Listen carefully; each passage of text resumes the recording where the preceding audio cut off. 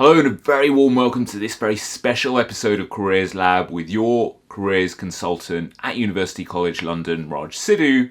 And today we're going to focus on 3 of your brilliant questions, and thank you to everyone who sent those in. Specifically, we're going to focus on whether you should use bullet points in cover letters, how to find the very best part-time work for you, and how to optimize your CV for that part-time work. I'm really excited about sharing my thoughts, but first, let's roll the intro.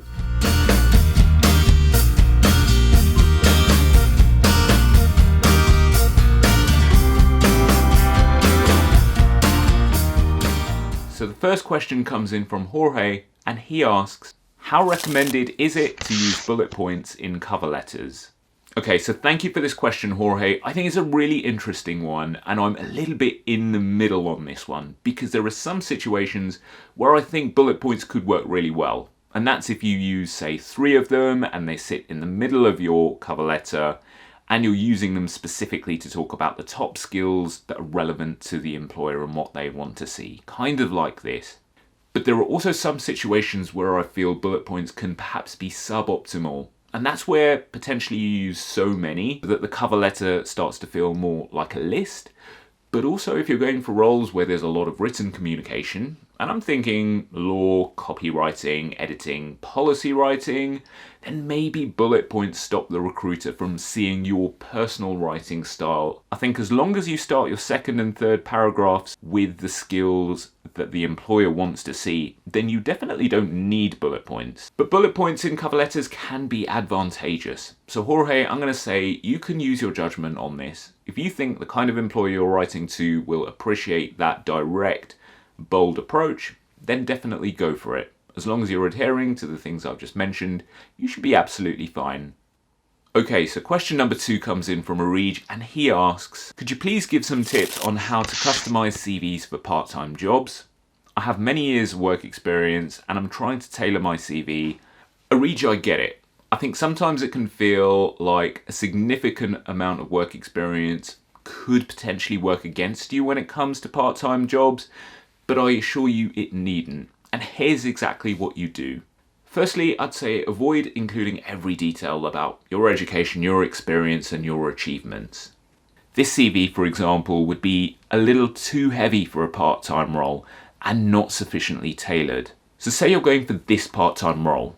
I recommend refocusing your CV and pivoting on the specific skill requirements of the part-time role you're going for, so that perhaps your CV looks a little like this. You'll see that I've even expressed the degree area in terms of those top required skills, even following the same order as in the job description, as I've done similarly with the experience, which you might notice I've split into relevant work experience and selected other work experience in order to indicate that I haven't necessarily included all of my experience. So Arij, I really hope this helps. I think customize your CV in this manner, and I'm absolutely positive the interview offers will start rolling in.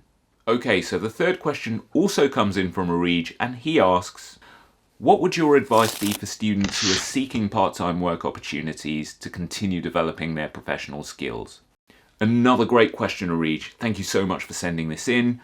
I think the best part-time work is that which gives you the best chance of getting the eventual graduate roles that you'll really want. Start with current advertisements for those eventual roles and start to make a tally of the skills that they really want to see. The very best part-time role, Arij, is going to be that which allows you to get the best evidence for the eventual roles that really interest you. In terms of where to look for these part-time roles, there are a few sites that I definitely recommend, and chief amongst these is UCL Careers' own platform, My UCL Careers. So if you click on the vacancies page, you might see something like this.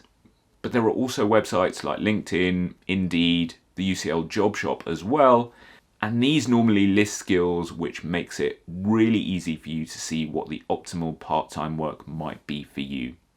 So good luck, Arij, and good luck, Jorge. It's been my pleasure answering these questions for you. Thank you for sending them in, and I hope you've all found this really informative.